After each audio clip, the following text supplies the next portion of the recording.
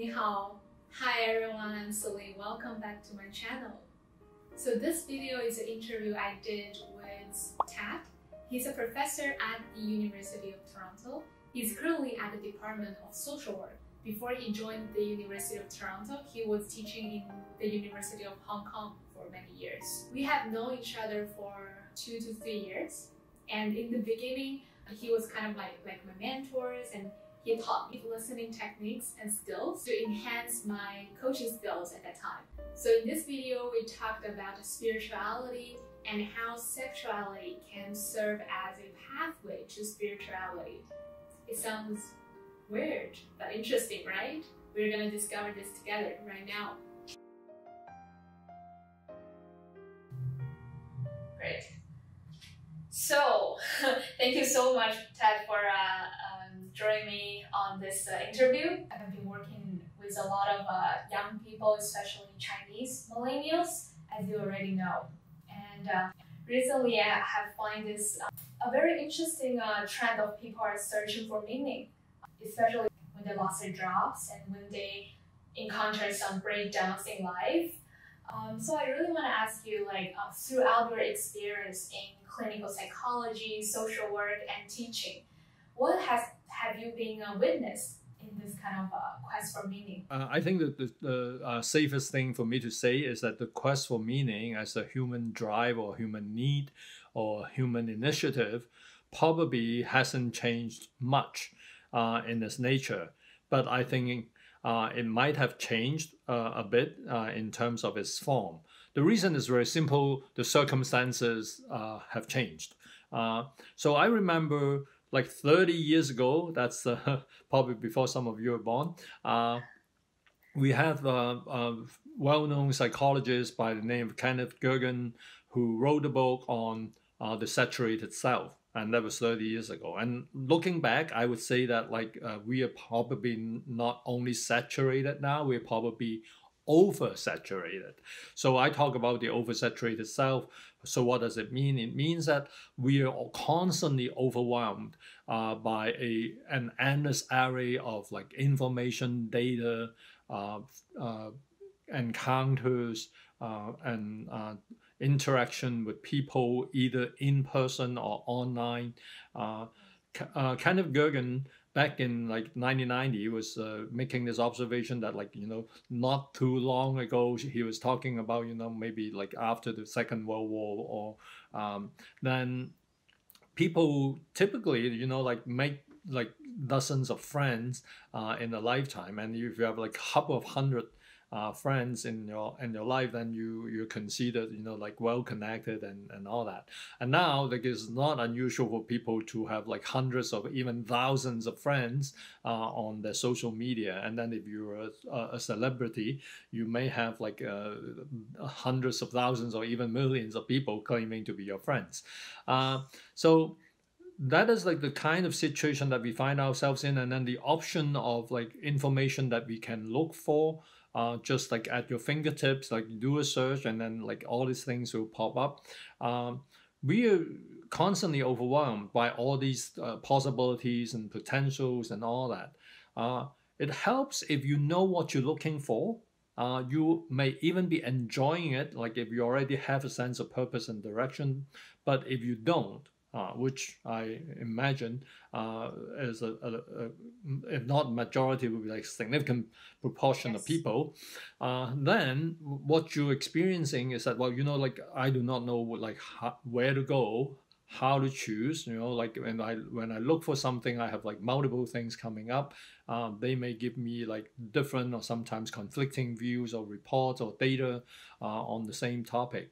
So what we see is that some people are actually doing well in this environment. Those are people that I refer to who have a high capacity for information processing.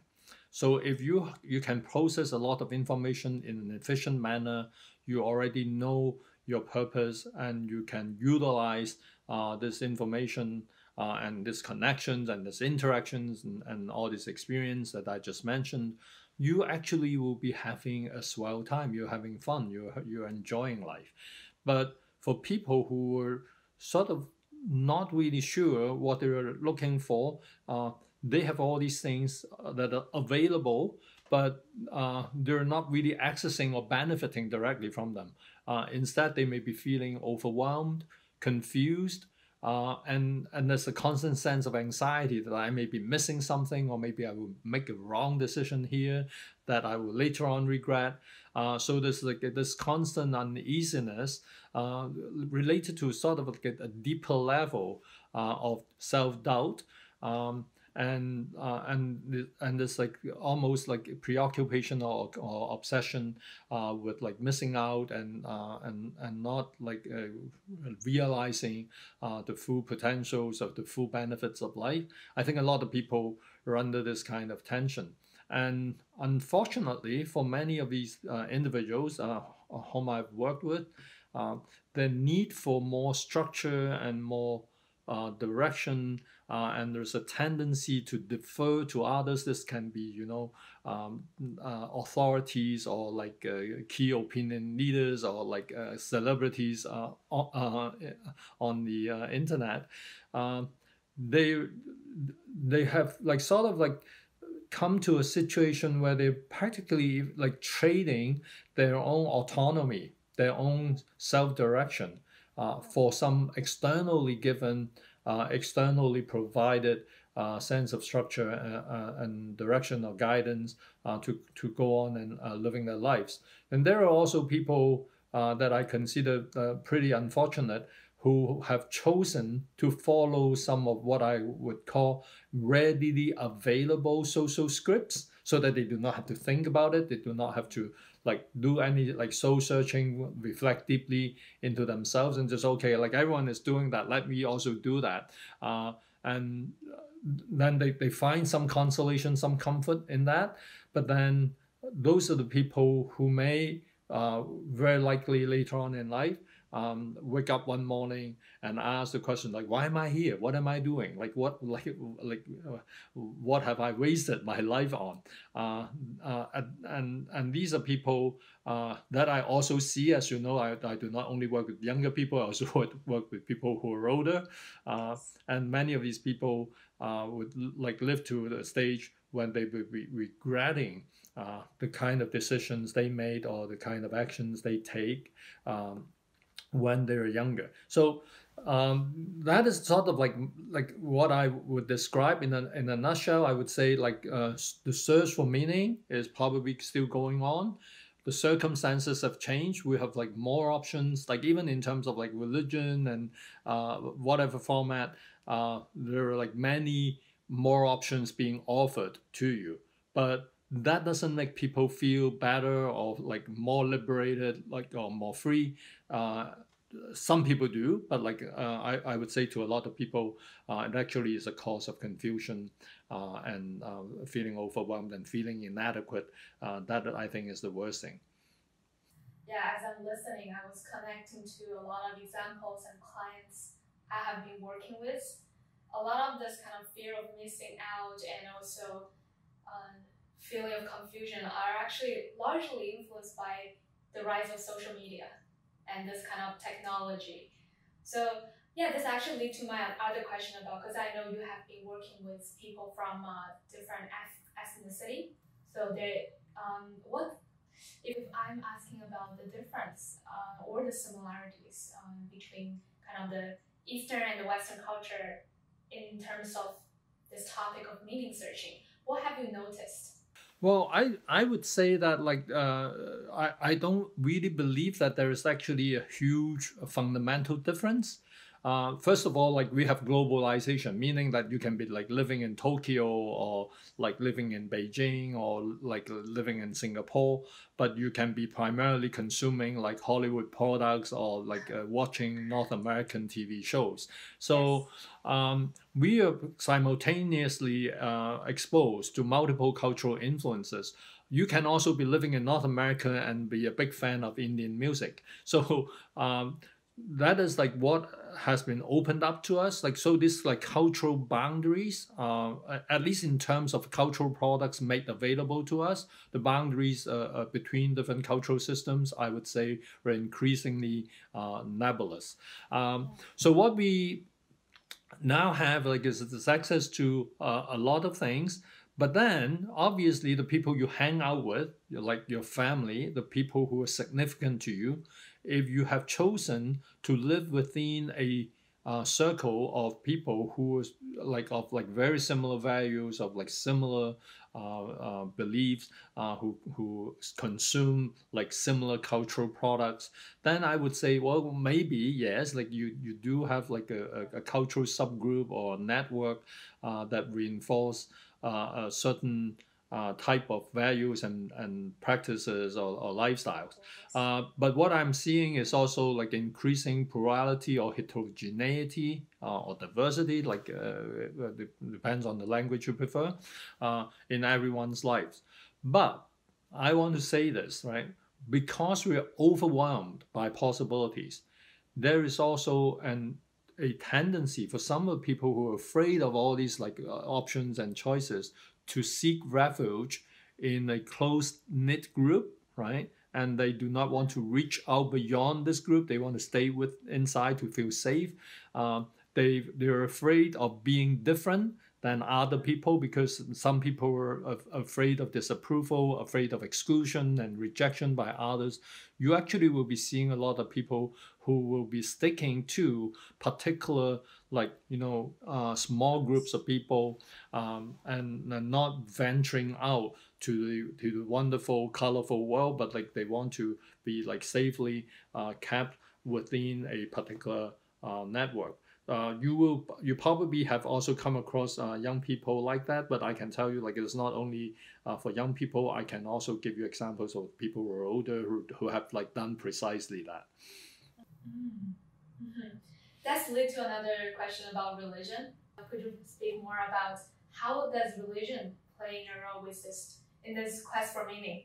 You're right. Like it is actually tied to religion because some social scripts are actually driven or built on some religious ideas or articulations. So a social script is like basically a script that is generated by society regarding how your life should be lived, right?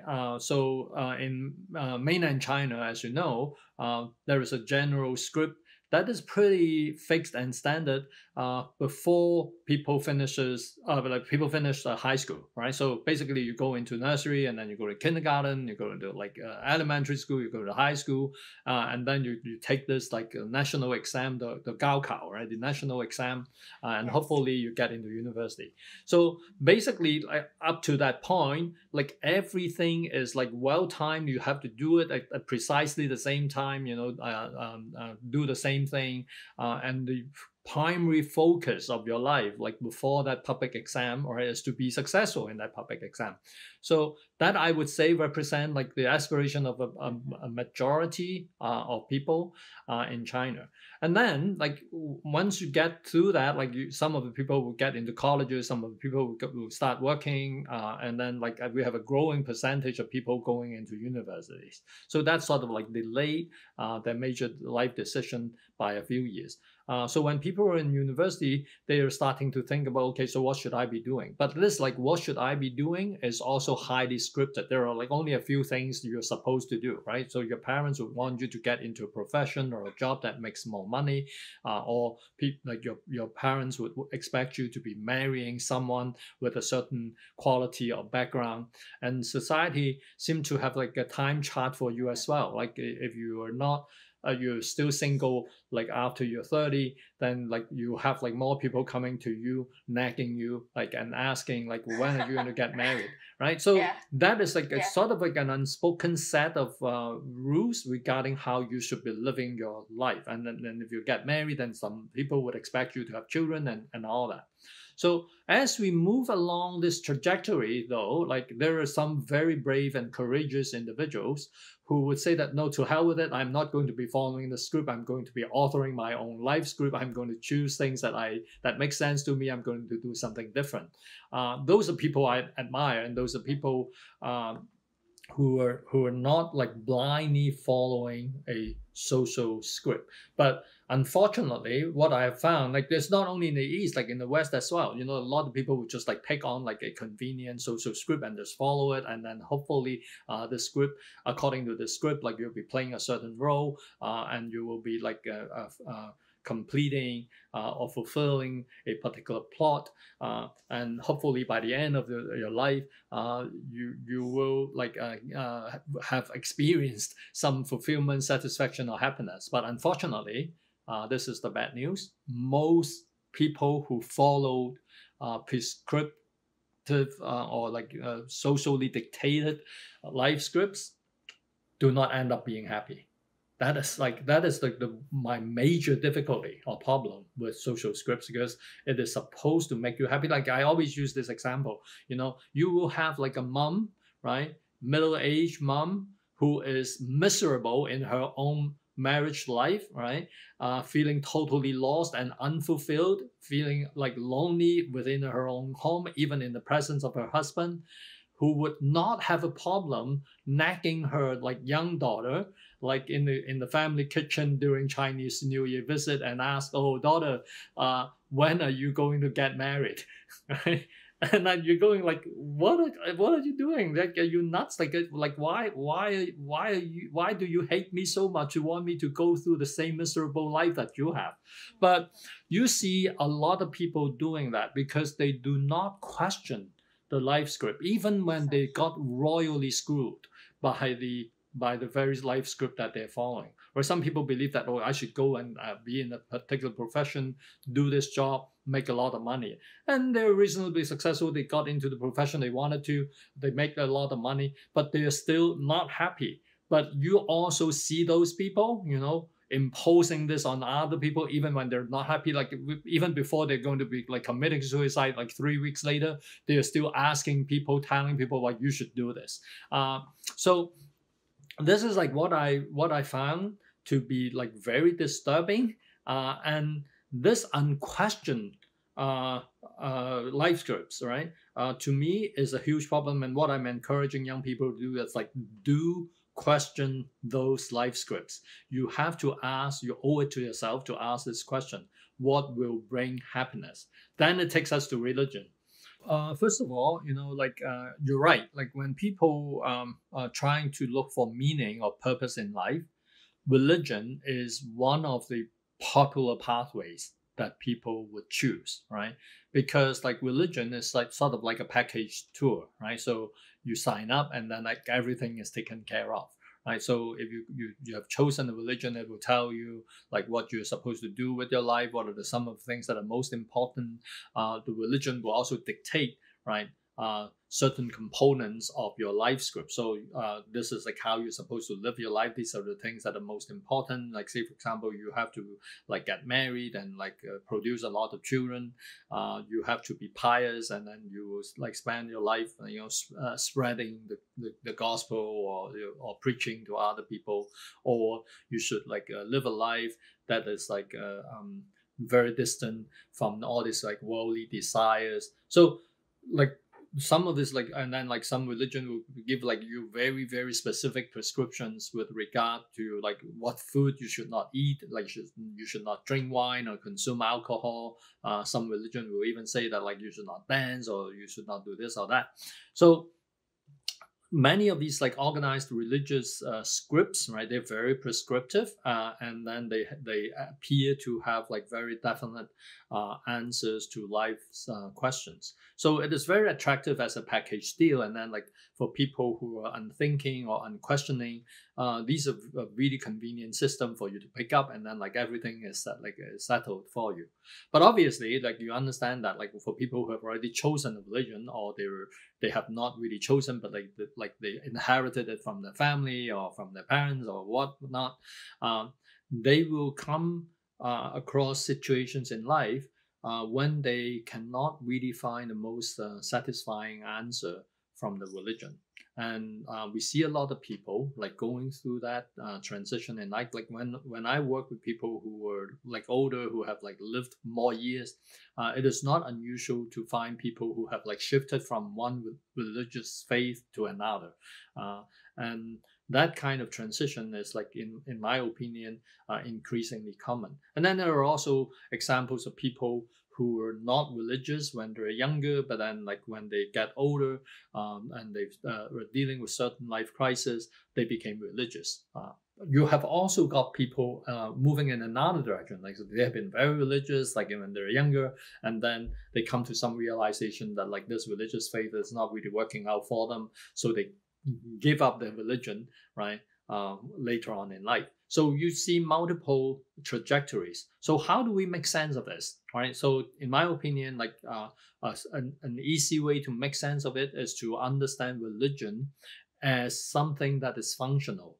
Religion is something that you choose or you practice because you need something, and this religious package can meet your needs. To the extent that your religious package can meet your needs, right, then you're more likely to adhere to it. And then like different kinds of religion has like different level of like what I would call like structure. Some religions are more structured. Some religions are sort of like more totalizing, meaning that like it tries to take care of like many aspects of their life. But some religions are less prescriptive and they give you more flexibility. So, and I would say people choose the form of religion usually according to their needs. And then when they realize that their needs are not compatible with the religion that they've chosen, they will be experiencing conflicts, right? Some of these people will be experiencing doubt. Some people would like make significant shifts in their religious affiliation. That is not uncommon. I've already said that. But I want to help you understand like what kind of needs do religion normally address. Okay, so one of them, of course, is like we all need to have like a way to make sense of the world. We want to believe that the world and the life we live, they're purposeful, they're meaningful. We are not just like some like random happenings in the universe. But unfortunately, I have to tell you this, like it or not, we are random happenings in the universe. But we do not like this idea. We want to believe that no, like that, like we're here for a purpose. Like some God or some Buddha or have like put us there. They have a design for us to be like living this life in a particular way. Because it is very difficult for us to like deal with the fact that okay, all right, if I'm just like some random happening in the universe, right? So is there like still a point? Is there like still meaning to my life? Well, I would tell you, actually there is. Like you do not have to believe that like some supernatural creator put you here, but you can still be meaningfully talking about purpose in life and what are the things that are of central value to you. We are totally capable of doing that without religion. But for a lot of people, right, it is difficult to imagine that without religion. So religion offers them a sense of order, a conceptual frame for making sense of the world and their life, right? And to a lot of people, this is ultra attractive. Like without that, like I feel lost, I feel like purposeless, I am without direction, I'm lost, and all that. So that is like one major function that like religion can play. The other important part, I think, which sometimes is even more important than the first part for some people, is the company that you keep. Like religion is a very social thing. You're not choosing a religion, you're also choosing a community. So you become a member of a community. And once you become a member of that community, you're given an identity. You feel that you belong to a community. You get accepted, and these people call you brother or sister. And then they're supposed to love you, like you, support you, and you have like a lot in common with them, like a common purpose, common belief, common values, common practice.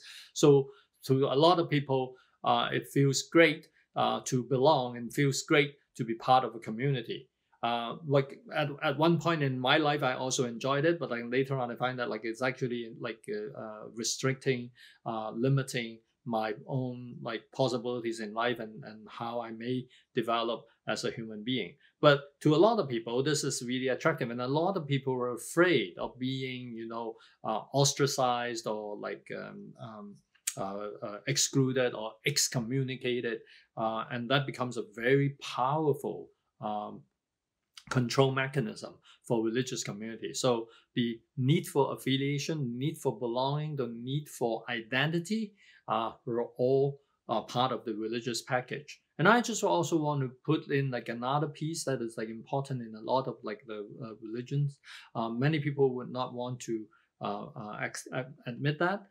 To me, a lot of people get into a religious system or they purchase a religious package because they need to feel good about themselves.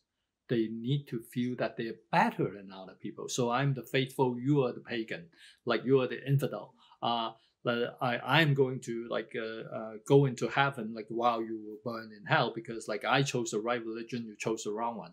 So that to me is a very weird kind of thinking. Like and I have a lot of difficulty with that. But like for some people, that is actually one of the reasons why they have chosen religion.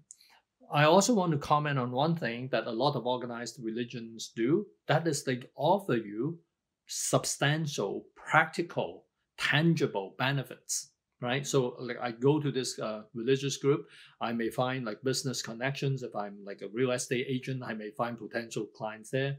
If I'm a person with like limited social skills, I do not have a lot of friends, I can go there. And then like all of a sudden I'm surrounded with friends who appear to like care about me a lot, right? If I want to be, finding someone to develop an intimate relationship with, like coming into a religious community may also help me. Some religious organizations actually hand out like very tangible help, like money, food, clothing, or they will also facilitate your access to, say, jobs, like promotions or particular positions, and they offer you like a social network that would help you in a lot of things. So those are the tangible, practical advantage of like belonging to a religion or a religious group.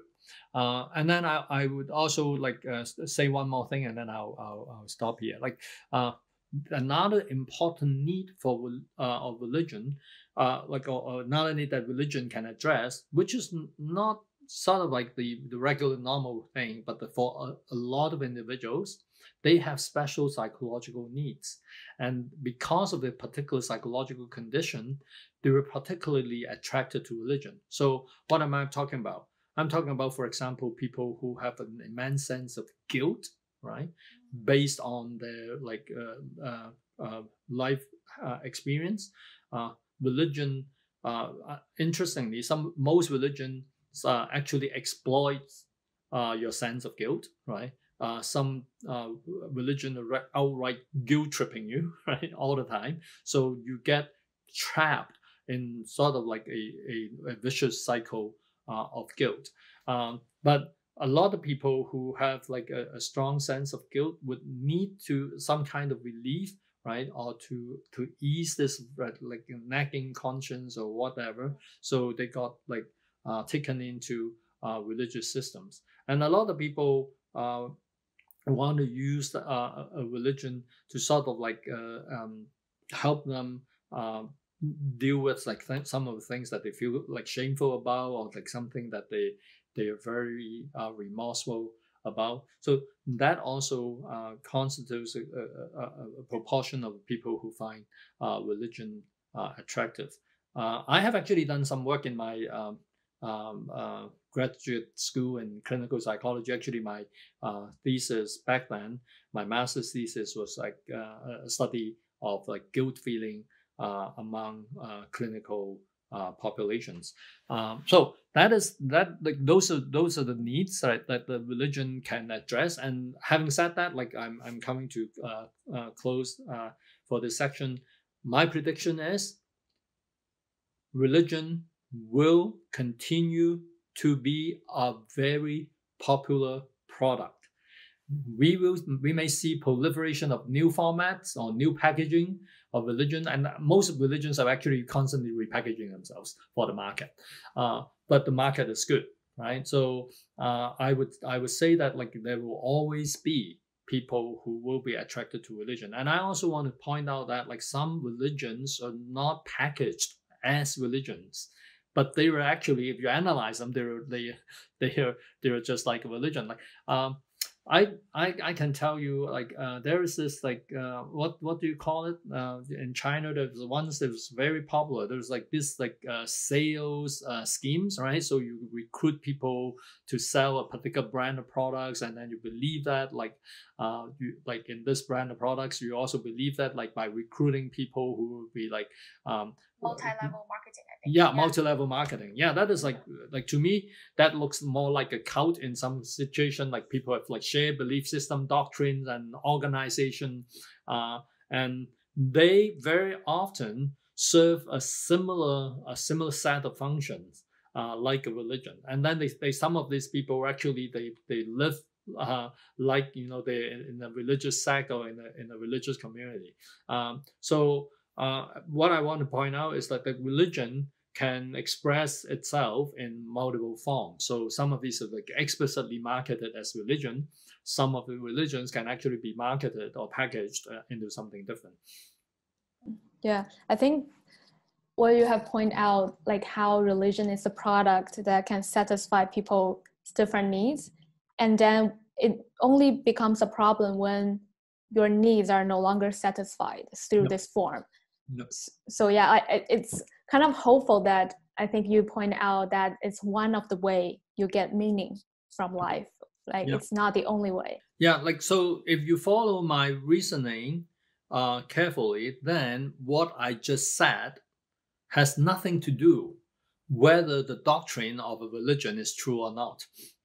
You see what I mean? Like, so some people say, "Oh, then are you attacking religion? And like, and are you telling us like all these religions are wrong or false?" No, I did not say that. I'm just analyzing what it does, right? So, are there better products and and inferior products in the market? Like, obviously, right? But what is a good product for you may not be a good product for someone else. Right, so you like for people who need religion, you have to choose a product from the spiritual marketplace. So the next question is, what other product you have been using? I mean, for your spiritual awakening process. Okay. Because I'm very curious. All right. So first of all, I actually have a lot of respect for people in religious communities. I have like good friends and people I respect. Who belong to religious communities. I was born right into a Christian family. Like my grandparents, right? They were members of a Christian church. They were probably converted by like the generation of like missionaries, and so I was born into that family. So when I was young, when I didn't like know any better, I was like taken to Sunday school or sent to Sunday school rather, and then and I would like learn about the Bible and all the stories and all that. When I was in high school, I was able to sort of like I thought I was able to make up my own mind.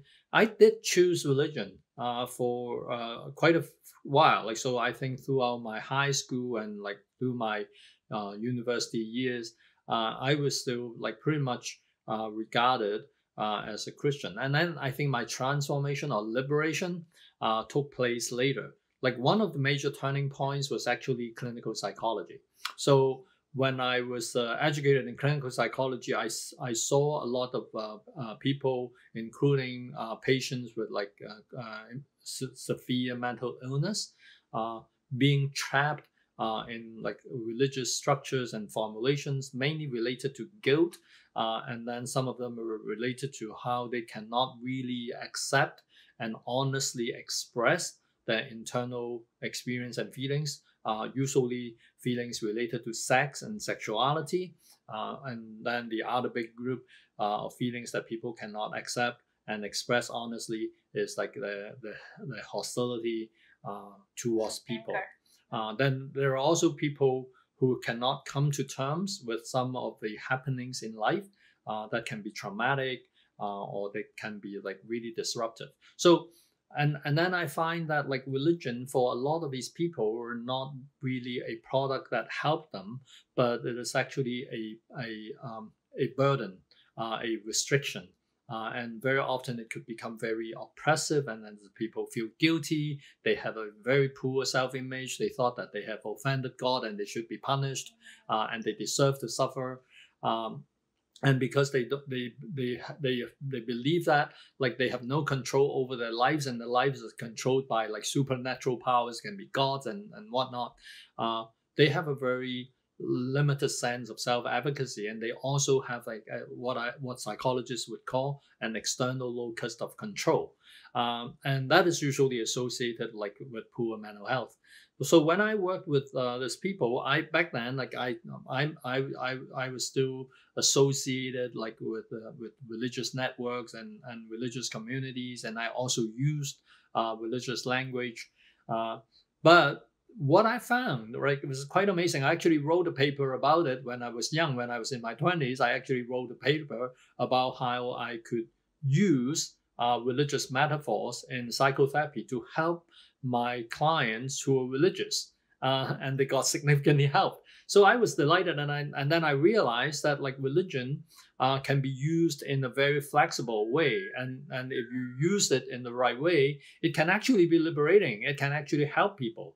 And during my like youth, when I was in like university and grad school, I actually was like influenced by a couple of like very interesting Protestant thinkers, and one guy up to this day I still have like tremendous respect for him, and this guy his name was Paul Tillich. For people in psychotherapy and counseling, you might have like heard about like Carl Rogers. Carl Rogers actually was like also heavily influenced by Paul Tillich's theology. So but like when people ask me now, like, do you consider yourself religious? I probably would say no. But like I have my own idea of sexuality. And I'm sorry, this is like a Freudian slip right there.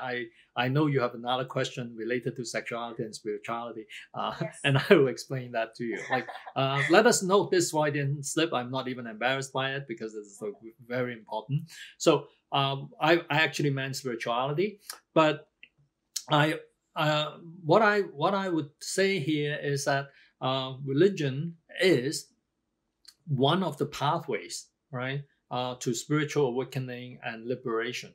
Sexuality is another pathway, and what is spirituality? So I'm trying to like operationalize this concept a little bit. So spirituality refers to a capacity to appreciate realities in the world, in our life, that is beyond the confines of the common sense world. So we are able to see something different, something that is above and beyond what common sense would have us see. And we can be talking about transcendental values like sacrificing for some bigger good or bigger meaning. It can be like political, aesthetic, or philosophical. It can also be religious, for that matter. The true spirituality is like a passage or a process through which we come to like a good understanding of who we are, what we are as human beings, and allow us to sort of like to realize our potential as human beings to its like fullest extent.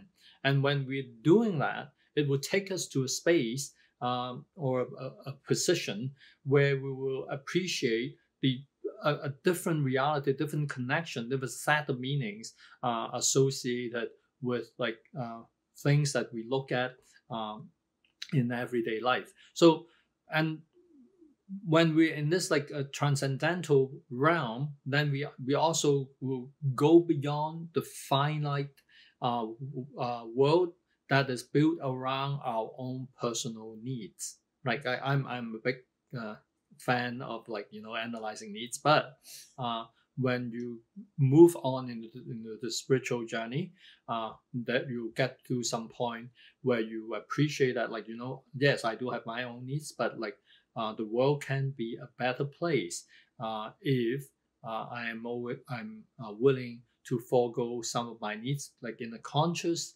well-informed, totally voluntary manner. So that is like some of the like features of spirituality that I'm talking about. And there is also an aesthetic dimension to it, like this pathway to a kind of like spiritual elevation or transcendence is profoundly beautiful. So those are some of the things that I would like talk about, like characterizing my own journey. But I want to say that a lot of people get to this point through religion. And they get to this point through different religions. Like I've seen Christians who move through like, traditional Christian faith, or Catholics, Muslims, Buddhists, who have like gone through like the conventional religious package and get to this point. So, and then I want to get back to my earlier Freudian slip about sexuality. So what I would say, like I know you're prepared to be like asking me this question later in this session. So I would just like give you like the sort of the headline now, and then I'll get into the elaboration later. Sexuality is actually one of the pathways, but like to be accurate, we're not really talking about sexuality. We're talking about a kind of intimacy, a kind of erotic intimacy or experience that can happen between human beings, and sexuality is a good part of it. So like I think sexuality is probably not like covering everything, but like I emphasize the sexuality part because the sexuality part is the part that most people have difficulty talking about. They have less difficulty talking about the other parts of that erotic connection. So that is also another very powerful pathway to spiritual awareness and transcendence. So I just want to say that. So let's talk about the sexuality you have mentioning for several times. I just want you to help us to understand more about what's your definition of sexuality. Do you mean by sex? Well, it is sort of like easy and difficult to talk about sexuality. There are like multiple definitions on the concept. So usually if you look at like different definitions, like sexuality is a broader definition or concept than sex. So it involves or includes obviously physical sex and sexual expressions. But like each of these dimensions or definitions are problematic. I can like teach an entire course on that. But okay, so that is the first part. And then we also, like sexuality also pertains to your sense of who you are sexually or what you are sexually. So when people talk about the sexual orientation, which is again like a very interesting social construction. If you look at human history, in recent years in the West particularly, people think of your preference of a sex object as part of your identity. So you're gay, you're lesbian, you're trans, or bi, and all that. But there have been like situations in human history when who you prefer to have sex with is not necessarily a part of your identity. It's just something that you do, right? And then obviously like societies and cultures have different rules, different standards regarding that. So for people who are sort of like new to your program, I just want to make it clear so people do not misunderstand me. So I have actually been like a gay rights activist like since the late 70s. You probably know that, Celine, but like some of your audience may not. So I'm not saying this right to diminish whatever people are doing and advocating for. I just want to point out a simple human historic fact that like you're associating who you want to be intimate with is not always necessarily connected to who you are sexually, right? I just want to say that. So sexual preference and sexual identity are closely linked now in our current construction of reality, but it does not have to be like that. Like, and I'm not saying that I have a problem with what is happening. I'm just pointing out, like there are multiple ways of thinking about it. So, and then like you can also be talking about sexuality as something that is like socially constructed, right? So we talk about gender roles. So what do male and females do? Like what does it take to be a gay man? What does it take to be a lesbian woman? Or how does it take to be a transgender or transsexual individual? How should we? There are like refer back to the concept that I talked about earlier. There are social scripts for these different sexual identities. And interestingly, those social scripts are heavily conditioned, right, by the time and social space that people find themselves in, right? So I've done a fair bit of research in the past, like regarding, say, for example, gay Asians, and both in Asia and like gay Asians outside of the Asian context. So we have like the socially constructed part, right? The scripts pertaining to how you should behave if you identified as a particular sexual group, right? That is like what will happen. So we have that. Like we also like look at sexuality not only as it pertains to the physical, bodily aspect of sex. We can also be talking about sexuality as sentiments, as feelings, right? As experience, or as ways for making sense. So I mentioned earlier, like if you look at sexuality as intricately tied to another set of human experience, which may or may not be sexual actually, but like it is like very closely tied. So what am I talking about? I'm talking about erotic connection. So it is like totally conceivable for two individuals to be erotically attracted to each other, and they enjoy this relationship very much. And this relationship is so significant that they're literally prepared to die for each other, right? But it is easy to imagine that you may have like two persons in this kind of relationship, but they have never had physical sex. That is imaginable, right? I just want to point out this, like, Yes. like not that it happens regularly, but in most cases, like you go like, what the hell? Why don't we have sex? Right? You probably would do it, but I'm just using this example to illustrate the conceptual differentiation. All right, I'm like, okay, so if you're following this, what I'm sort of like more drawn to is this like very powerful, intense experience, like of erotic connection. Sometimes I even use the word erotic tension because like it actually generates a lot of tension in your life, in your subjective experience. But this tension is not a bad thing.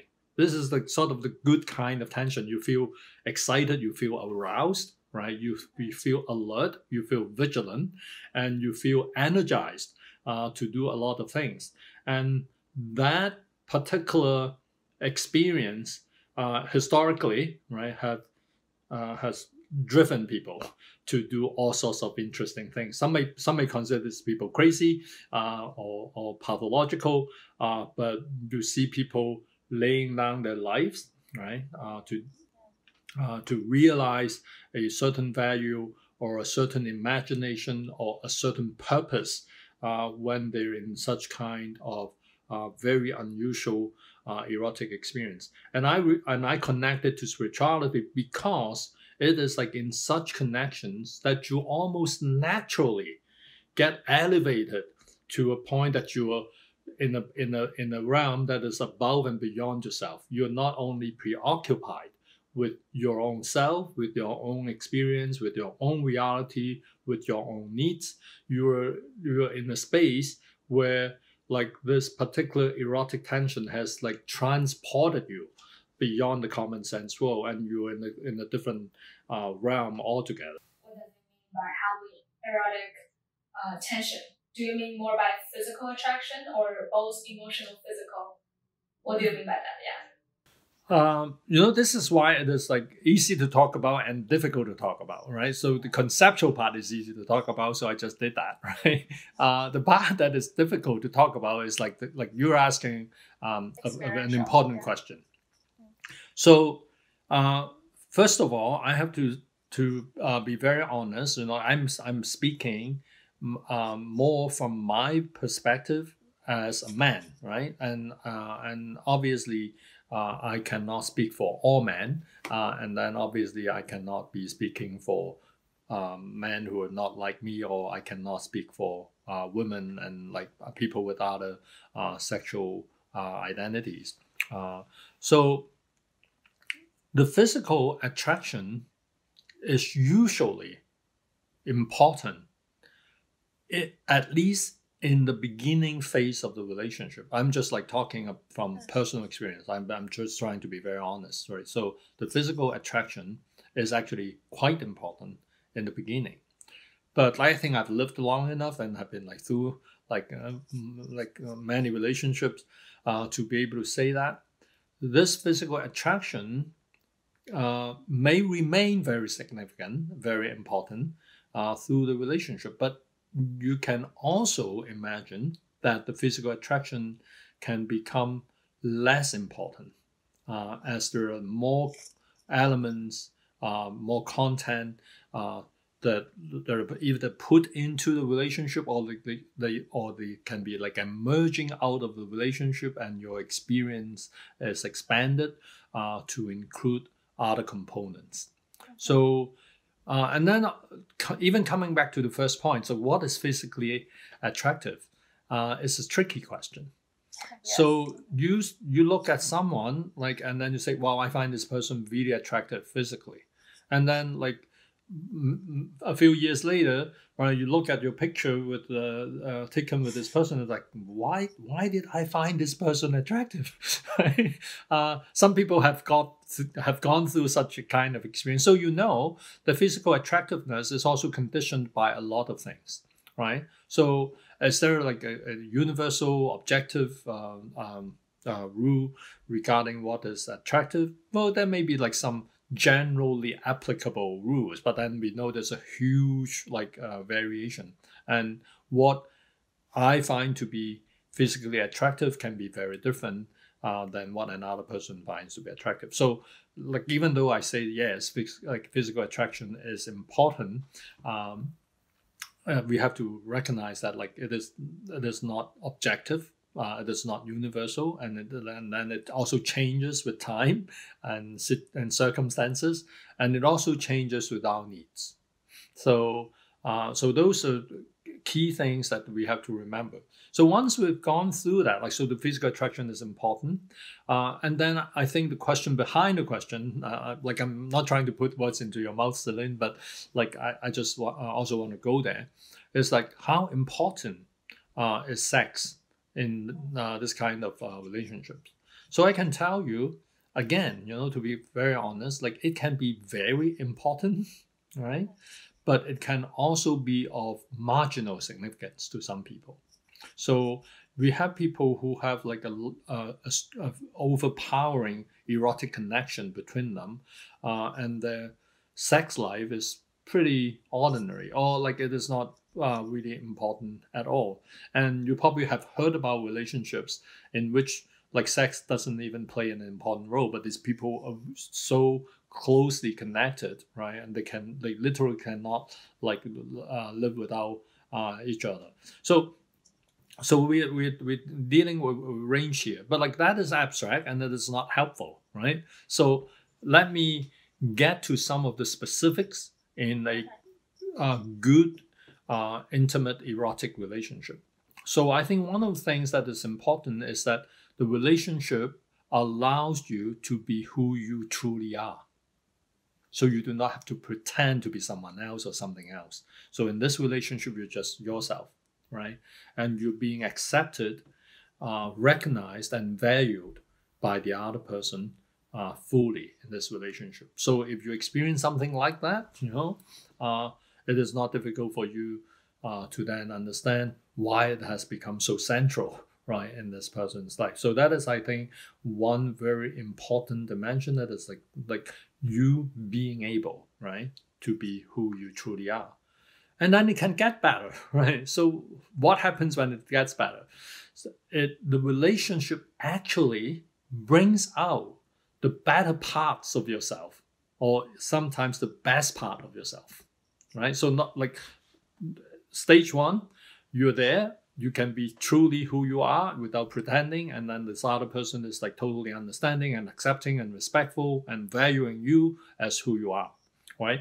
Like in clinical psychology jargon, we call this unconditional positive regard, right? So you're there.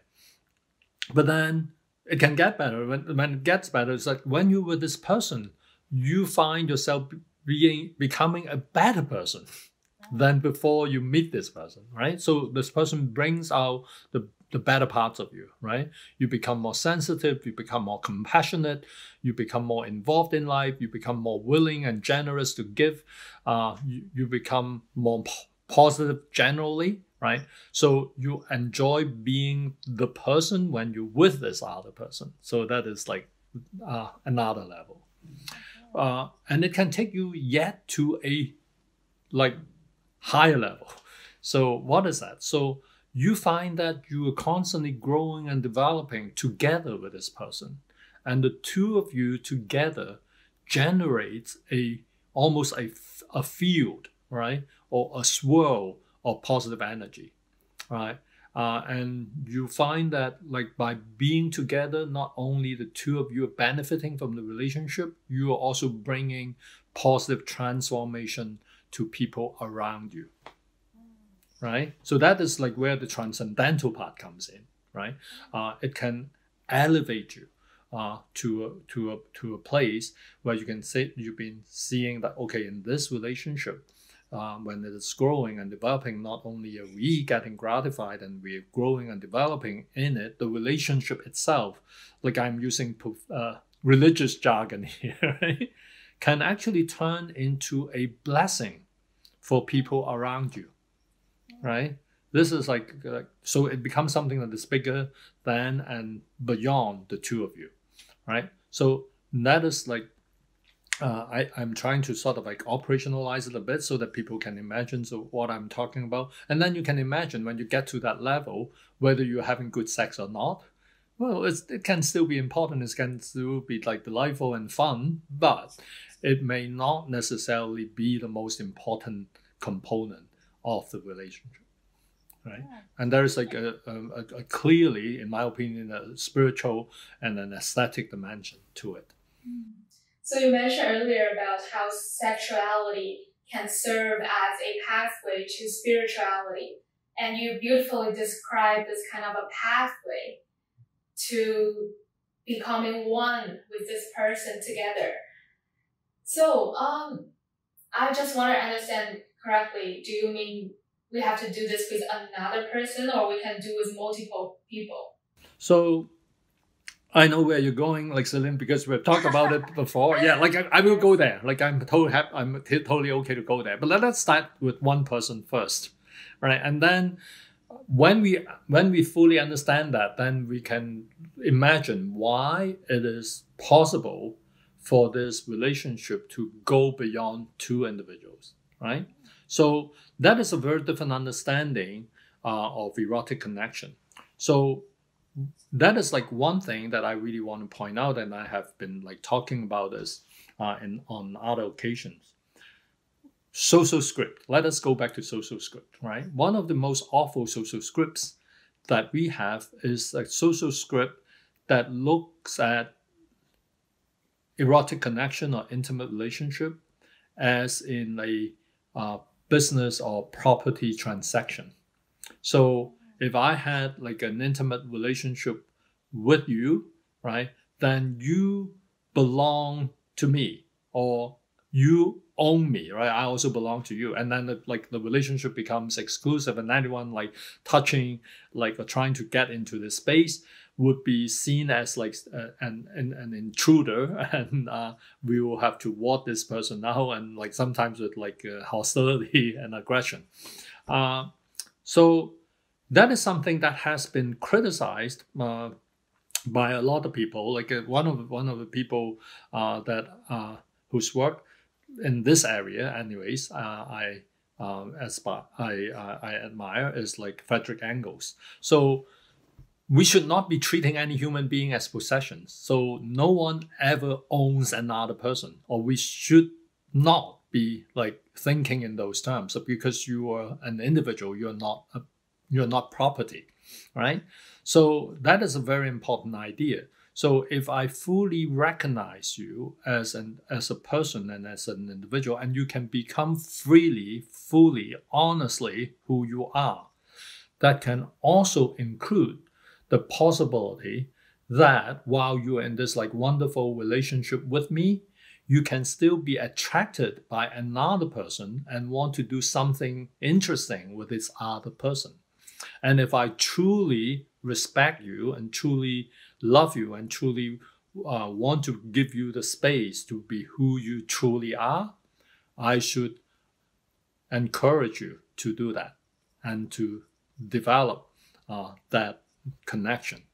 And it is not a zero-sum game. Like I will not be thinking that, oh, because you have like developed another relationship, you're going to love me less, right? Because you're attracted to someone else, then I feel threatened, right? Because like you may like choose to leave me for someone else. Well, that actually can happen. But when that happens, right? Like if you are in a transcendental, you have already overcome yourself. You have like gone beyond yourself. Like this is very idealistic. I want to say that like most people cannot do that. Like, so the next thing that I'm going to tell you is like this kind of ideal open relationship is not for everyone. It's only for those people with the capacity, right? So what I should be feeling, well, I'm using should here, right? Is that, well, maybe like you're becoming a better person in this, and you're having like a happier life, right? And this should be what I wish for if I truly love you, right? So that is like, so that's a very different attitude. I'm not saying that, well, you belong to me, right? Like and we like you're my girlfriend or you're my partner, you're my wife or whatever, and when you do that, you're cheating on me. You're violating some contract, right? Well, like just imagine like what happens if like you, by staying in this relationship, means that you cannot realize possibilities in your life. You cannot do things or pursue relationships that can lead to further growth and development, or things that you would simply just enjoy. And there may be other relationships that can bring out like wonderful parts of you and help you to realize potential. And then if I, by claiming that I love you and that we're in this intimate relationship together, I am forbidding you, limiting you, restricting you from those possibilities. That to me is not an ideal relationship, right? So that is like sort of like my take on things. And if you follow the reasoning that I just presented, right, then like you should like you can go to different levels. But I also want to point out, like I'm talking in very like straight, honest terms. I said it is not for everyone because a lot of people actually would feel insecure. Like a lot of people actually do not have this capacity to see the other person grow. Some people are very afraid of their partner growing and developing. Some people are constantly competing with their partner. Some people are constantly trying to control their partner, right? Some people do not want to see the best side of their partner. They want to keep their partner in a place, right, that they are like they are dependent or they're less powerful. So there is also a power struggle, a power dimension in that as well. So I just wanted to say that I actually made the mistake when I was younger and I advocated for this kind of relationship, like telling people this is ideal, everyone should do that. It was wrong, right? I think it is ideal, it is desirable, and it's wonderful if you could do that, but you have to first develop that capacity for this kind of relationship, and not everyone has that capacity. And I also want to point out, even for people who have developed that capacity, they could lose that capacity, right? Because I'm now working with people who are older, who have like multiple challenges, like say chronic illness or like dementia, or like some major compromising events in life, right? And all of a sudden, you do not feel equally secure. You do not feel equally capable to give. You do not feel equally capable to embrace the different possibilities in your partner. And that is very real and very human. And I think it is better to be honest and accept that, okay, this is like where I'm at now. I'm more needy now than when I was like 30 years younger, than to pretend, right? That, okay, I'm fine with this. I'm okay. So to me, that is like also important, because in a good relationship, in a solid relationship, the type that I describe, you would feel that you can be honest. You can be open about your vulnerability and your limitation. I think that, to me, are key characteristics of a good relationship. This actually will lead to another question. Open relationship you are mentioning is so different. Because a lot of people, I think open relationship is cool. Like, I get this kind of a freedom and a liberation, but you are mentioning something that really based on self-love, self-worth. So how do you view that? Like right now, we have this kind of hooking up culture, 约炮, like dating app, like Tinder, and people are seeking for multiple sexual partner. So how do you view this kind of phenomenon? I do not want to judge people who do that. And to me, that is a totally understandable and acceptable, even respectable lifestyle. If you're honest about it, like you say, like, I enjoy having multiple partners for sex, and I'm not really bargaining for like any profound, deep involvement, as long as it's like made clear and explicit, like, and if it happens between or among consenting adults, I have no problem with it. I think that is a fun thing to do, right? Go and enjoy. So I don't have a problem with that. But it is different than the kind of like very idealized relationship that I'm talking about. So, and on other occasions, some people ask me, so are you in support of like polyamory? And then I say, okay, well, on the surface, it may look very much the same or very similar, but like it's actually not the same thing, right? Polyamory simply refers to your the reality that you can be like in love with many people, and you can have like relationship or intimate or sexual relationship with like more than one partner. So yeah, like people can do that, but like we can also imagine someone doing that who is not deeply involved or emotionally involved with any one of those partners, or this person is like mainly involved in a sort of more emotionally significant way with one or two or like a number of those partners. So those are not exactly the same, although on the surface it may look very much alike. So to me, I'm more concerned about the quality of the relationship than the number of partners you have, right? Whether it is like open or not, because like some people need the space to be in multiple relationships, right, with people. Some people don't even want that. Some people don't need that. Some people are pretty happy like to be in like a relationship, but what they're looking for is an increasing depth, right? Increasing connectedness, and like a more rich and textured relationship. So there are multiple directions to go. So if you follow my description in the first instance, it does not necessarily imply like multiple relationship, but it allows for that possibility, right? It supports that possibility. So like I hope you see the differences. It's sort of like a conceptual fine line here. So but like and then like but we're talking about dating platforms, Tinder and all that, then it's a different story.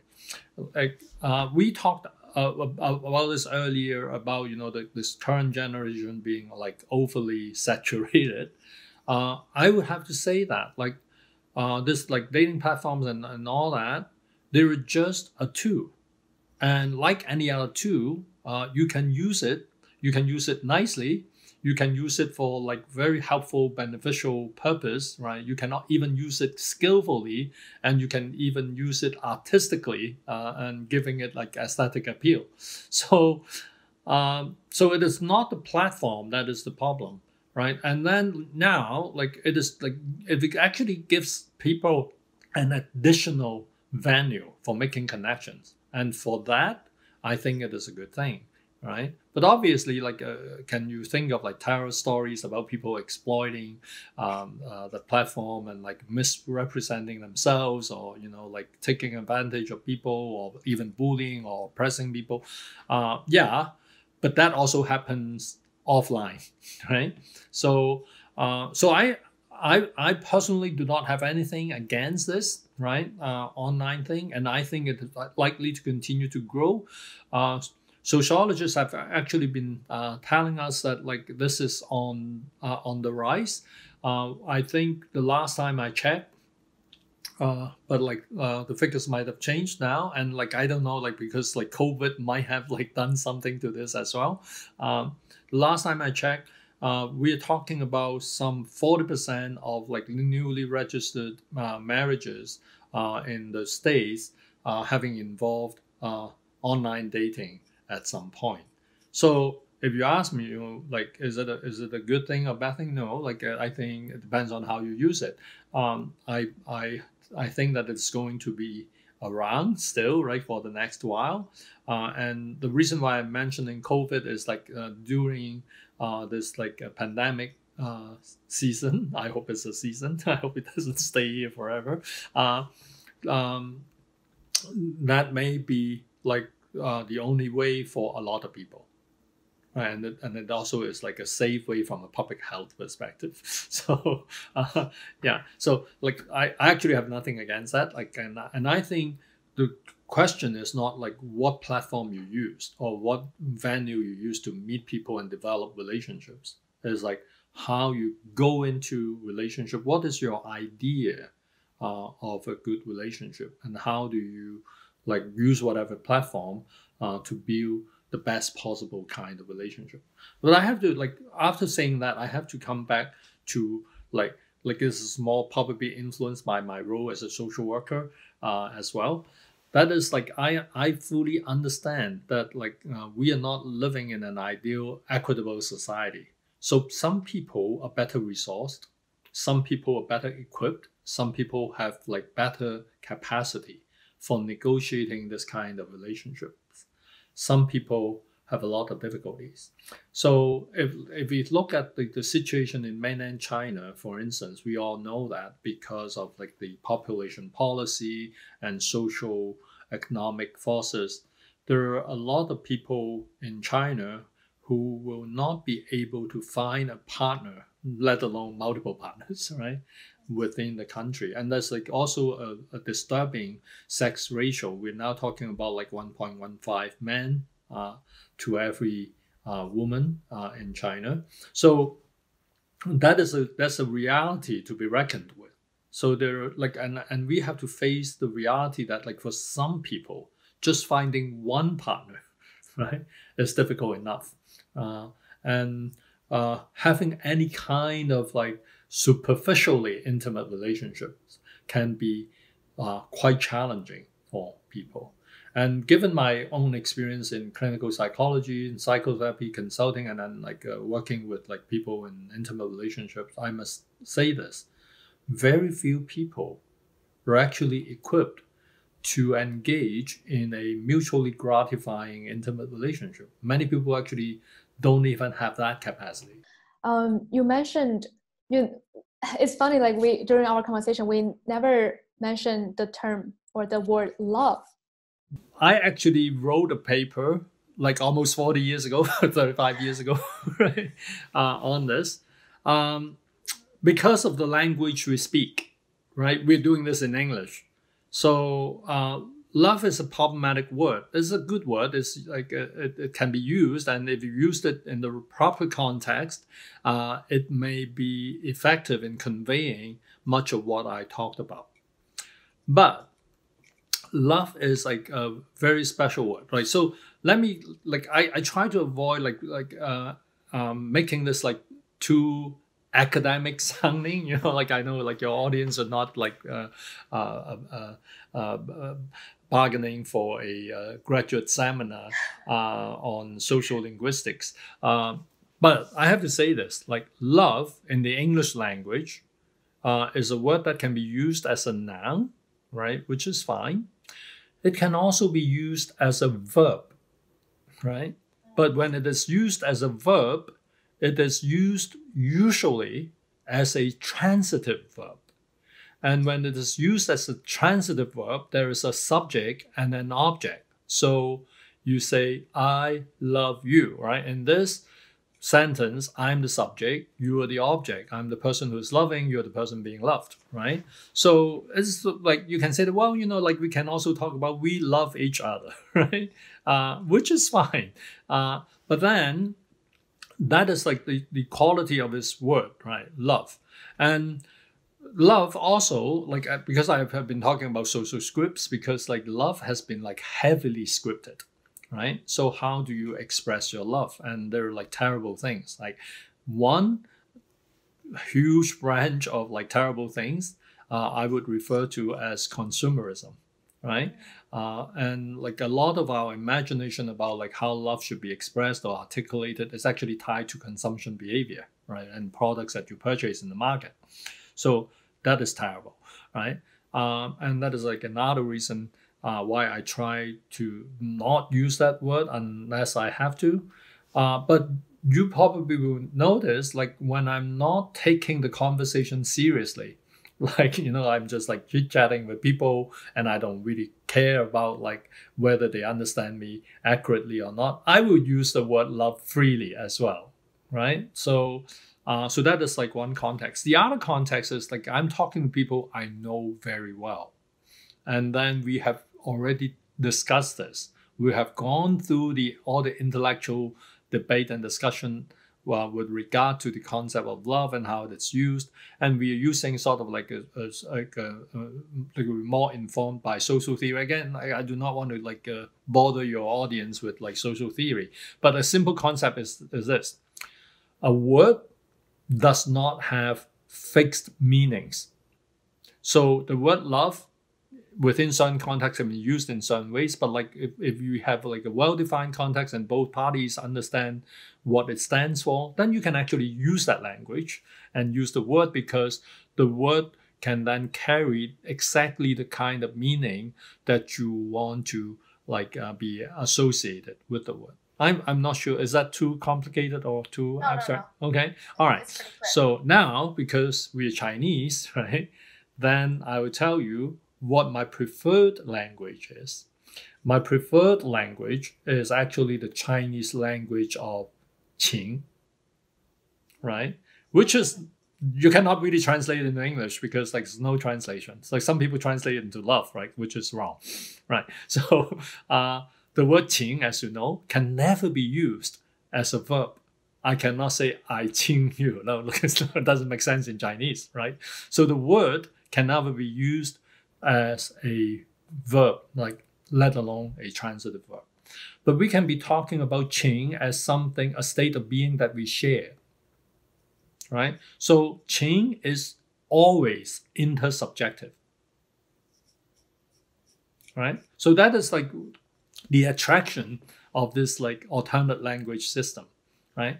But then unfortunately, if you're talking to someone who does not understand Chinese, right, or who does not speak in this language, right, that is lost to this person. So if you ask me the honest question of like, okay, so how often do you do that? Well, I can tell you that like it is not very often, because like you have to get to a point when you can actually talk to someone, right, who can understand and speak that language.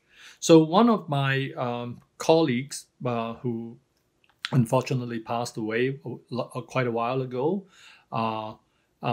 his name is Siu Kit Wong, and then in Chinese we say the other way around is Wong Siu Kit, right?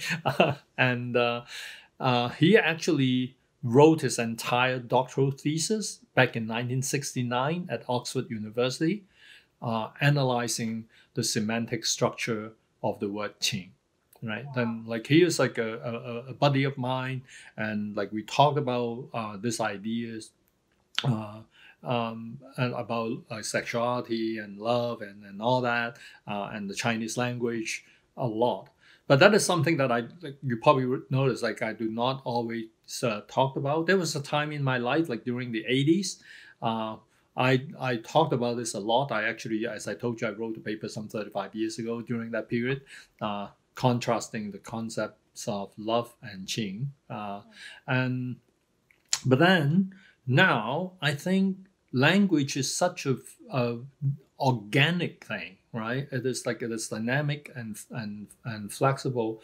I would say the partners can probably negotiate and generate their own language system.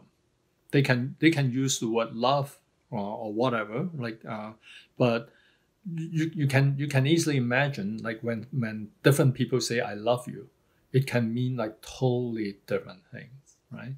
So you might have done something that's extremely hurtful or insensitive, and then after you've done that and said those things, oh, but darling, I love you. You can say that, but oh my God, it is the cruelest thing for someone to say.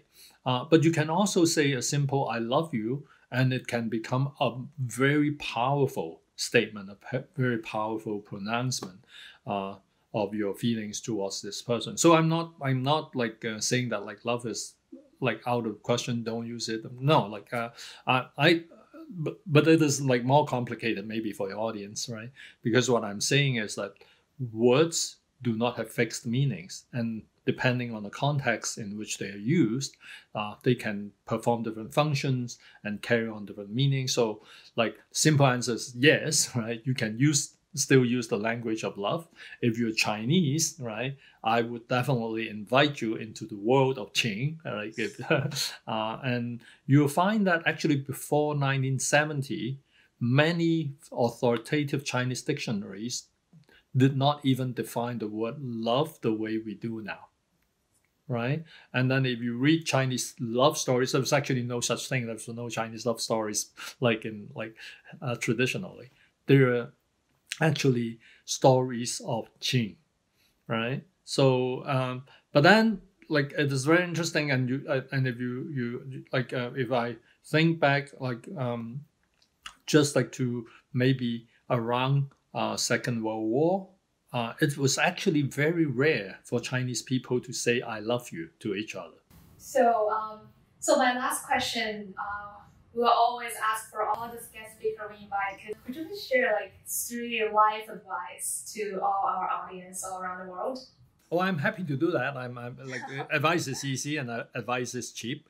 And I can tell you, but I have to say this before I give you the advice. But the key thing is that getting advice is not particularly helpful, and I think your audience knows that.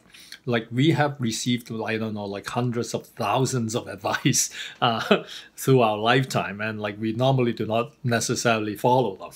But I'll respond to your request. I take it as an additional opportunity for me to make myself clear. So if I have said that, then what do I think sort of the things that are good to have, desirable to have in a young person's life. I would talk about 3 aspects, and that probably wouldn't surprise you. You probably already know those 3 aspects already, Celine, because we've talked about them before. Our life is organized into 3 major areas. right? The one big area is work or occupation or what, like I do not know what is the best word for it. Some people use the word career, right? This is basically what occupies your time, what occupies your energy the most, right? Or what occupies your interest the most. That is your occupation. So some people talk in terms of career and work. That is fine, but you can also be not working, but you can be like mainly occupied by taking care of your aging parents, or you be like mainly occupied by doing volunteer work to help people in West China, right? So those can all be your occupation. And then some people use different language. Some people call it like a calling. This is my calling to do this or that.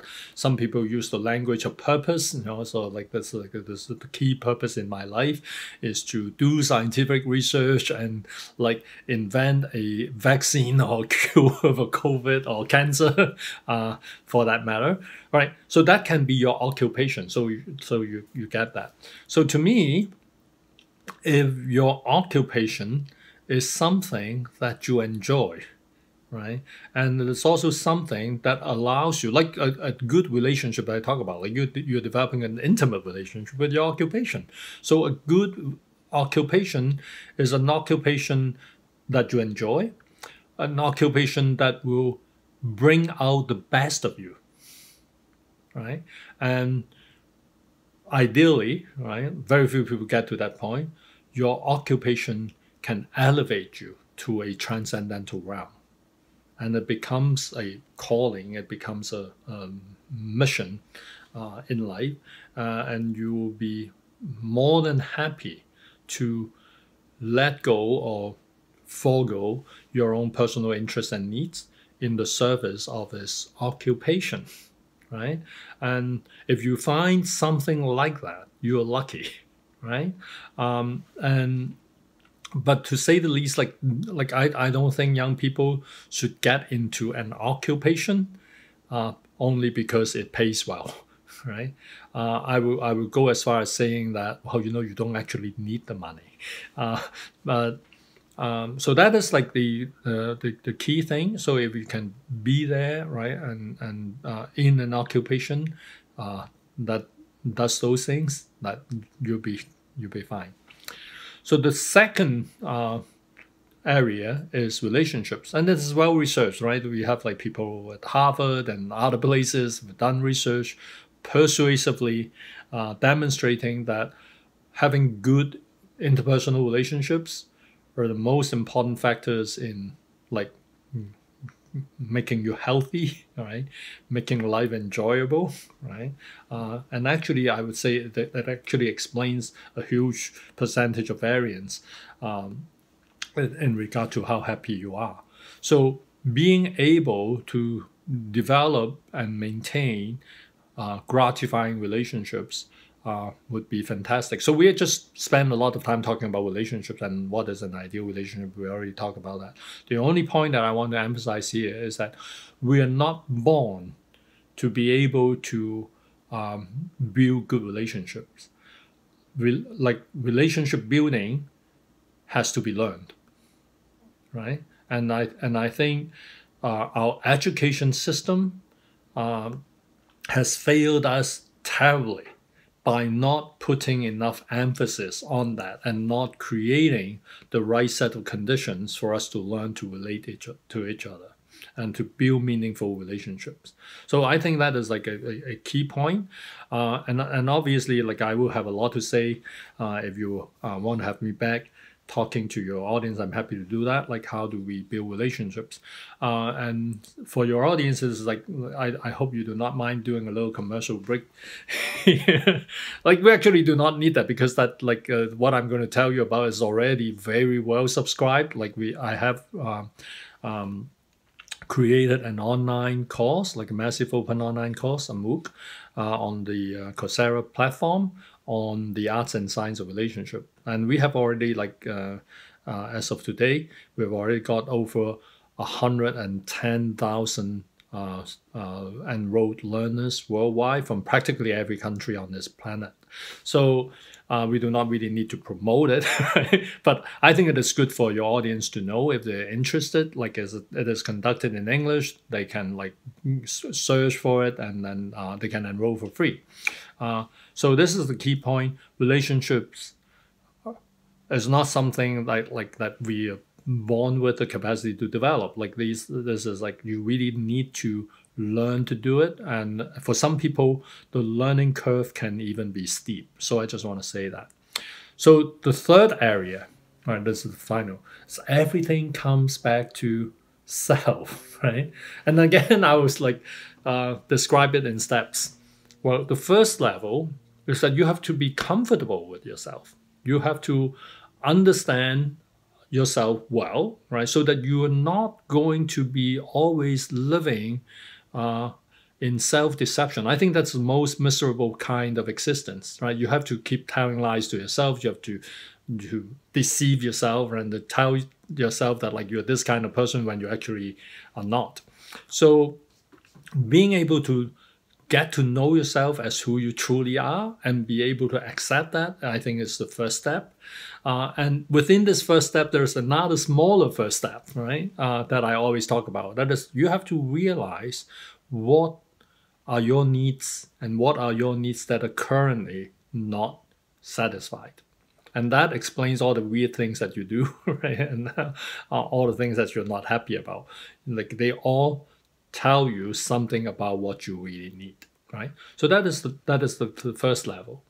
And once you get there, right, like what is the second level? The second level is like when you have a better understanding of yourself, you want to be learning, developing, and growing. So you want to be like a better person every day. And if you have the sense that like I'm constantly growing, learning, and developing, you feel great about yourself, right? And you also will be very forgiving of what you've done previously, because now you're a better person. When you look back and say, oh shit, like I did that, like when I was younger, it was totally stupid. Well, you know, you can be very generous. You can be very forgiving. You know, like it was not fair for me to judge who I was with who I am now, because like I have gone through more experience and I'm now at a better place. You like appreciate the logic behind this. This is also a very powerful way to think about yourself without being trapped in guilt and shame. You get liberated from those like awful feelings. And then you also have something to look forward to because like you will be a yet better person, right? In the like next while. So that is like step 2. Step 3, you probably can predict it, right? That is about self-transcendence. So you actually will be moving beyond yourself. You're not only looking at myself as an individual, my own needs and my circumstances. I have something bigger that I am concerned with, right? It can be like, you know, saving the planet, like keeping the environment sustainable.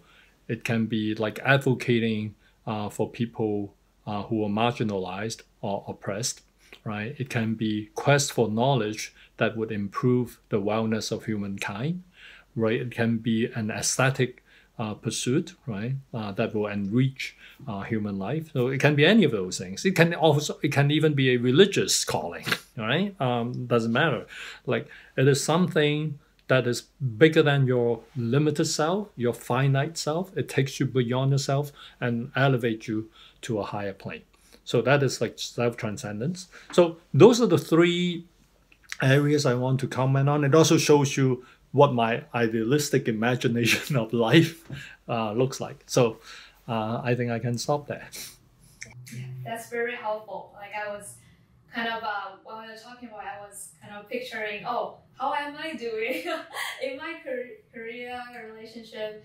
I think it's a constant developing journey for me as well. When you talk about doing something bigger than ourselves, sometimes people collapse this with their own needs. Just one quick comment on your last observation, I think, which is also valuable. We have to be aware. This is something that I've learned very early on in my career as a psychotherapist. Human beings have an amazing ability to deceive ourselves.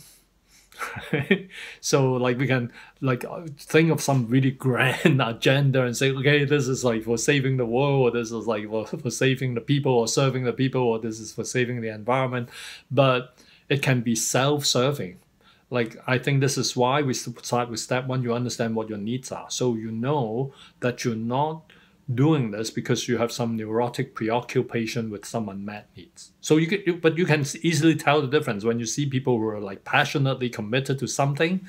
Some of these people are liberated and they're self-transcendent. Now those are a minority, but you have like more people, right, in the same movement or in the same organization who are actually obsessive compulsive, and they have to do it because they have unmet needs, and they're using that, right, to address some of the needs that they're not even aware of, and that is like quite miserable. It can be appear at the same behavior, same action, but within they have different kind of self-understanding. So thank you so much, Ted, for spending the time with us, and then hope to see you soon.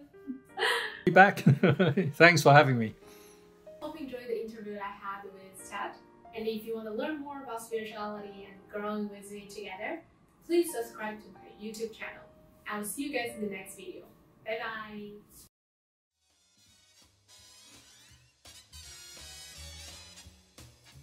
Fly me to the moon, let me play among the stars, and let me see what spring is like on Jupiter and Mars.